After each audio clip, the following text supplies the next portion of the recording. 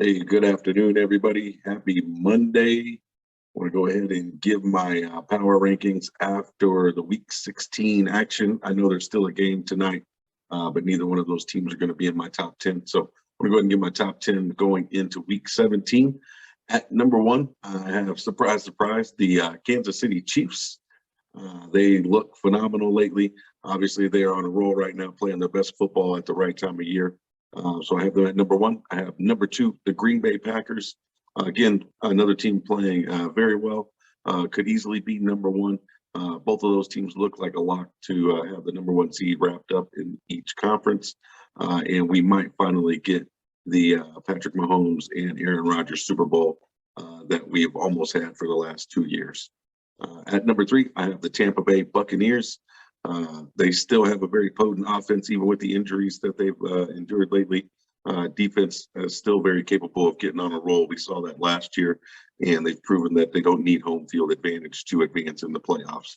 At number four, I have the Indianapolis Colts, probably the hottest team in the AFC right now, other than Kansas City.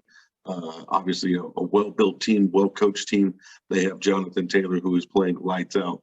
In my opinion, if the MVP went to non-quarterbacks, he would be the leader.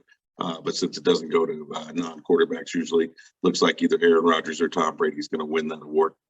At number five, I have the Dallas Cowboys. Their defense continues to make big play after big play.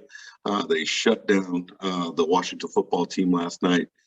Game wasn't even close, and it was all due to the defense putting the offense in great situations. And if they can continue that and the offense can find their groove, Dallas is going to be a tough team to beat in the playoffs. At number six, I have the Los Angeles Rams.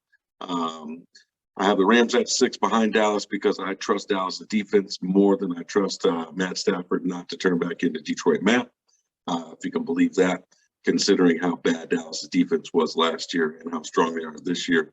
It's amazing. But again, I have the Rams behind them simply because I feel like Matt Stafford is going to end up making a big mistake in a big moment, like he typically does, and he's shown that he is prone to this year, and that's going to cost the Rams in the playoffs. At number seven, I have the Tennessee Titans. They were very fortunate that they ran into the 49ers in a big moment, and that's usually when Kyle Shanahan and Jimmy Garoppolo do their worst, and that's exactly what happened on Thursday night. Tennessee Titans have pretty much wrapped up their division. All they need to do is win one of their last two games, and they're going to get into the playoffs with a home game in the postseason. So Tennessee keeps finding ways to win. If A.J. Brown can continue to produce like he did against the 49ers, especially in that second half, Tennessee could make some noise in the playoffs. Don't see them going to the Super Bowl, but they could definitely make some noise. At number eight, I have the Buffalo Bills, who finally have taken the lead in the AFC East. It's taken them all year, but they have finally gotten to where we expected them to be at the beginning of the season. I don't think they're as good as they were last year. We know last year's team wasn't good enough to win the Super Bowl. So unless something drastic happens with Kansas City's quarterback or Indianapolis's quarterback, I don't see the Buffalo Bills making it to the Super Bowl this year either. At number nine, I have the New England Patriots. Although they did lose to Buffalo, they still have a good chance to make the playoffs, pretty much control their own destiny as long as they can win out. They have a very good defense.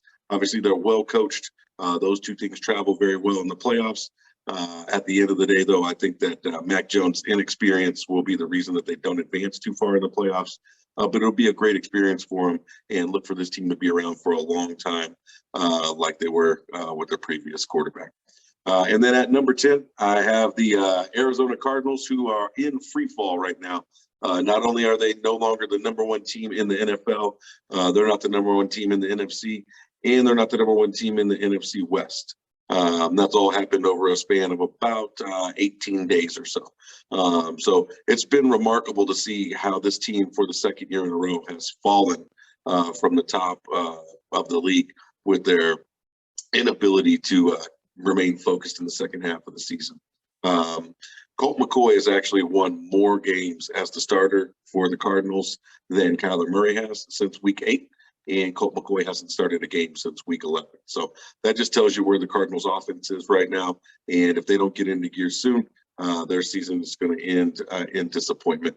which would make me very happy because obviously I'm a 49ers fan and I don't want any other NFC West team to do well. So that's my top 10 for this week going into week 17.